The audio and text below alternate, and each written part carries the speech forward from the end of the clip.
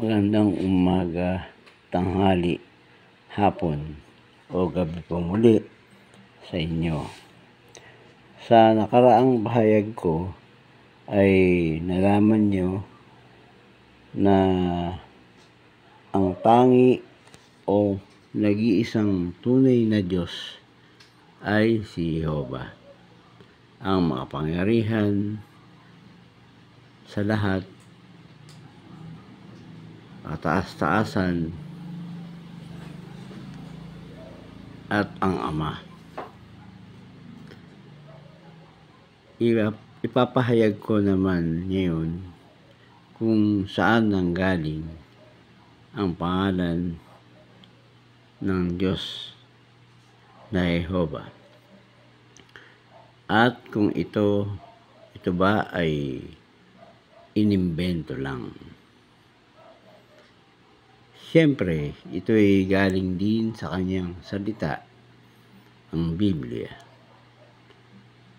Bueno, ang orihinal na Biblia, pati na ang mga unang kopya nito, ay sinulat sa mga wika o languages na Hebrew, Aramaic, at Greek.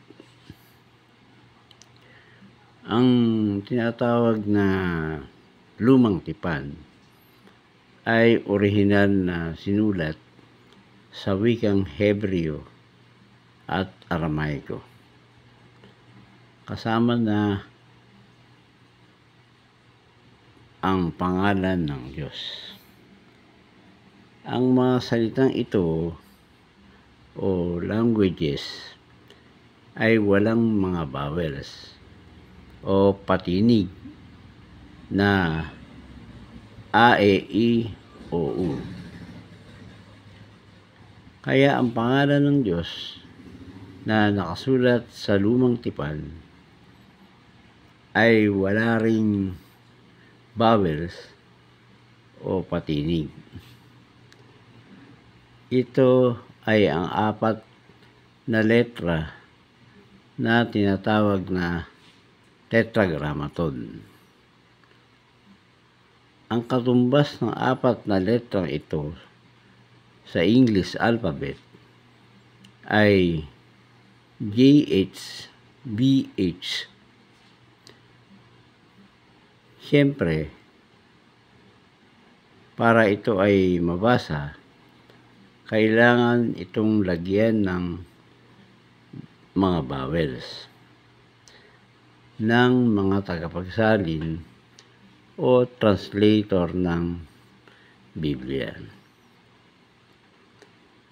Bago sila pumili ng sa tingin nila ay nararapat na mga vowels o patinig, sinisigurado nila na ito'y magandang pakinggan at kagalang-galang kapag ito'y binigkas na. At ang napili nila ay ang mga letter na o vowels na E, O, at A. Kaya ang mga letrang JHBH ay nababasa na ngayon bilang Jehovah sa English. Sino ba ang nanguna sa pagsasaling ito o pag-translate ng pangalan ng Diyos mula sa Hebreong wika patungo sa English? Bueno, ayon sa history, ang unang gumamit ng Jehovah sa kanyang English na Biblia ay si William Tyndale. Ito ay noong 1530 CE. Si William Tyndale ay isang English na paring Katolikong scholar ng Biblia at piyasa sa mga wika.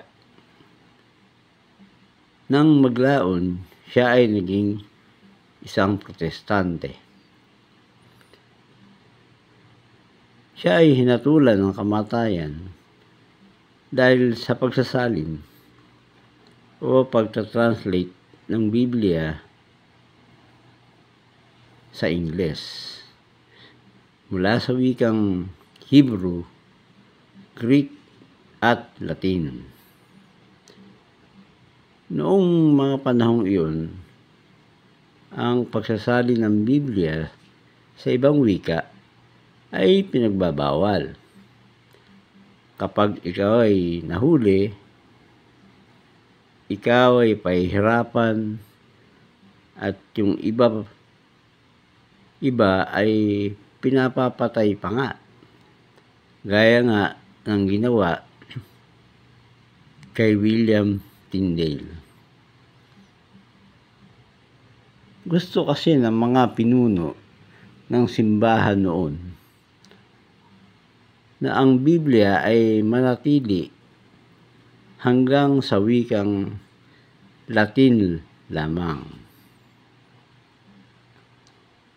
Subalit, hindi rin sila nagtagumpay sapagkat ang Biblia ay naisalin din sa Ingles at pagtagal-tagal ay sa iba't ibang wika na naman. Siyempre, kasama sa naisalin sa Ingles ay ang pangalan ng Diyos. Ito nga ay isinalin ni William Tyndale sa Ingles bilang Jehovah. At noong 1604 CE ay inaprubahan ng protestanteng hari ng England na si King James ang King James Version o Authorized Version na Biblia. Nailathala ito at sinimulang maipamahagi noong 1611 CE. Ang King James Version ay gumamit sa pangalan ng Diyos na Jehovah sa 7 talata lamang ng Bibliang ito. Ito ay sa Exodus 6:3, Psalms 83:18, Isaiah 26:4, Isaiah 12:2,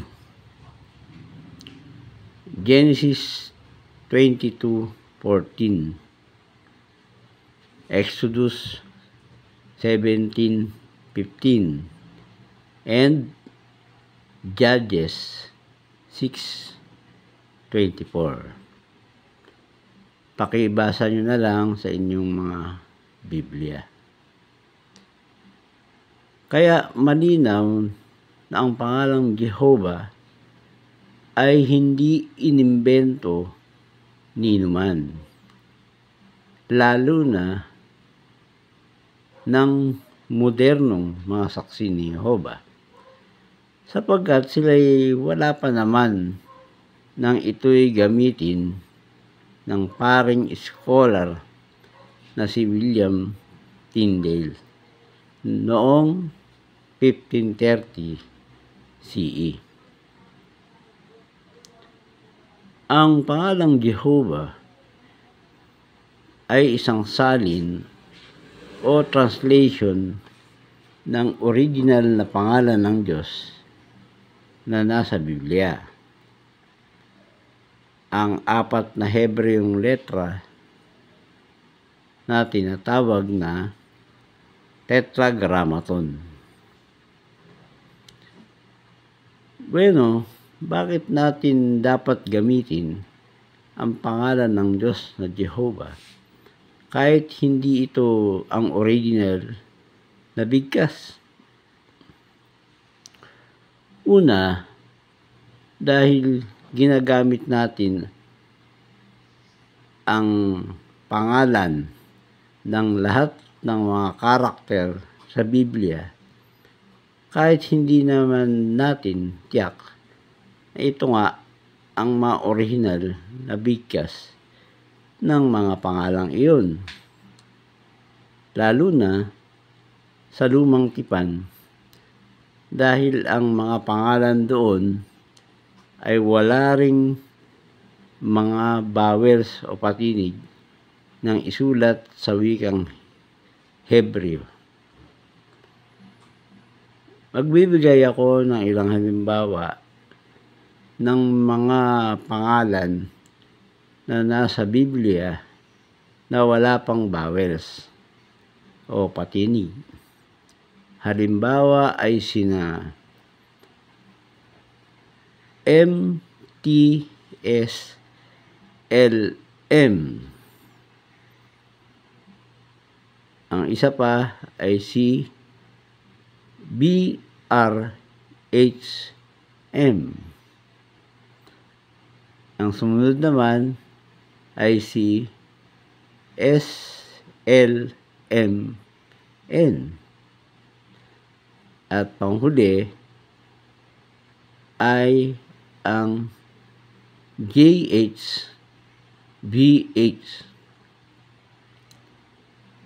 Mababasa niyo ba ang mga pangalan ng mga karakter sa Biblia na ipinakita ko sa screen? Ito ay hindi pa nalalagyan ng vowels o patinig. Di ba mahirap basahin? Ito ay sila Matusalem, Abraham, Solomon, at ang Diyos na si Jehovah. Kaya, kailangan lagyan ng vowels o patinig ang buong lumang tipan para mabasa ito. Hindi makatwiran o hindi tama na ang pangalan ng ibang tauhan o karakter sa Biblia ay ginagamit nyo, pero ang pangalan ng Diyos ay ayaw nyong gamitin.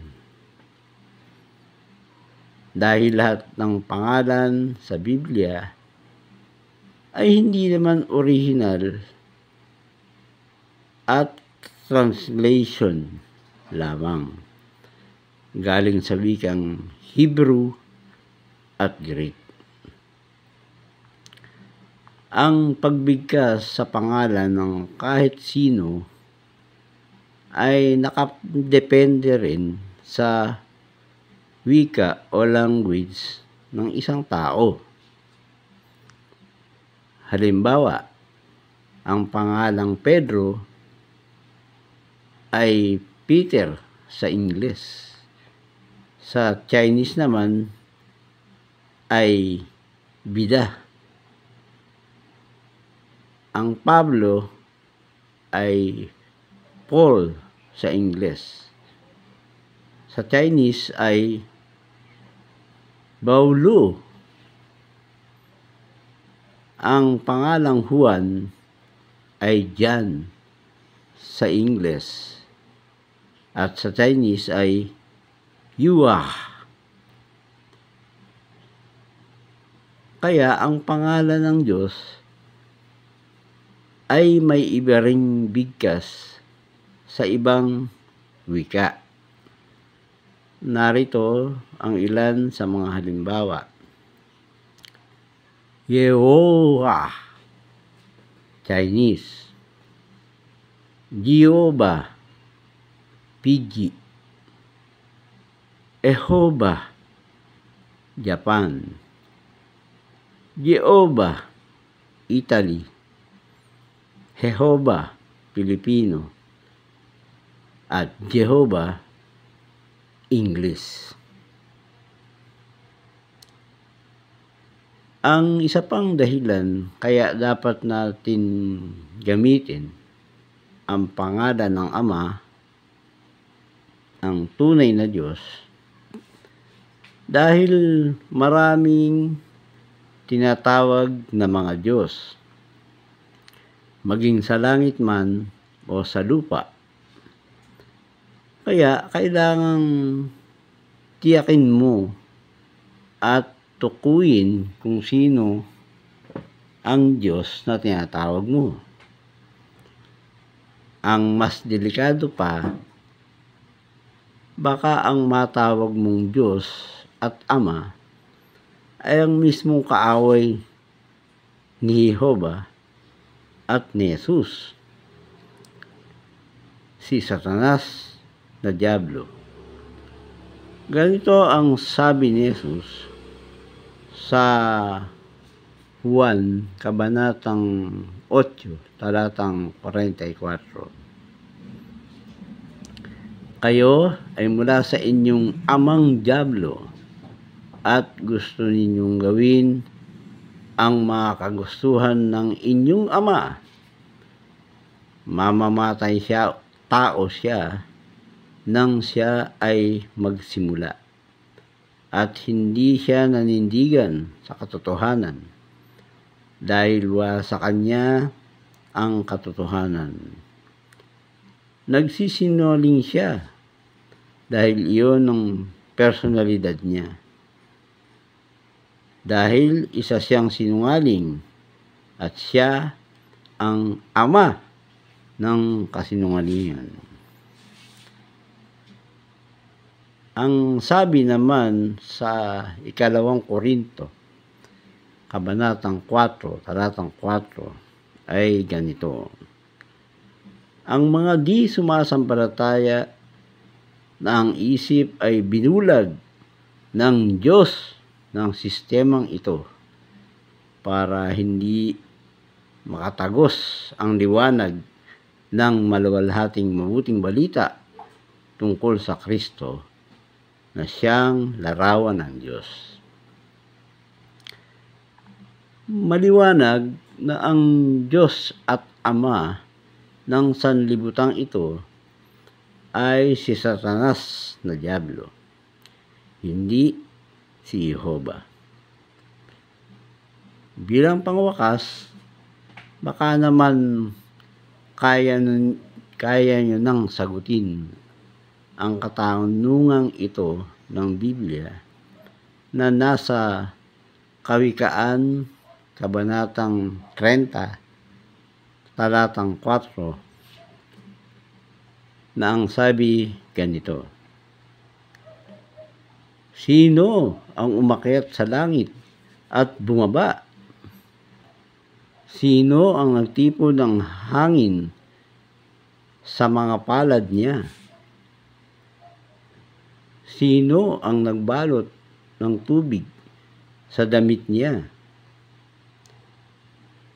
Sino ang nagtakda ng lahat ng hangganan ng lupa? Ano ang pangalan niya at ng anak niya, kung alam mo? Sa aming mga saksi, maliwanag na yan ay si Jehovah at si Jesus. Yamang si Jehovah ang Ama, ang makapangyarihan sa lahat at kataas-taasan. Sino naman si Jesus? Kaya ang susunod na pahayag ko ay may pamagat na, sino nga ba si Jesus na Kristo? Ito po muli si Ka Jesus.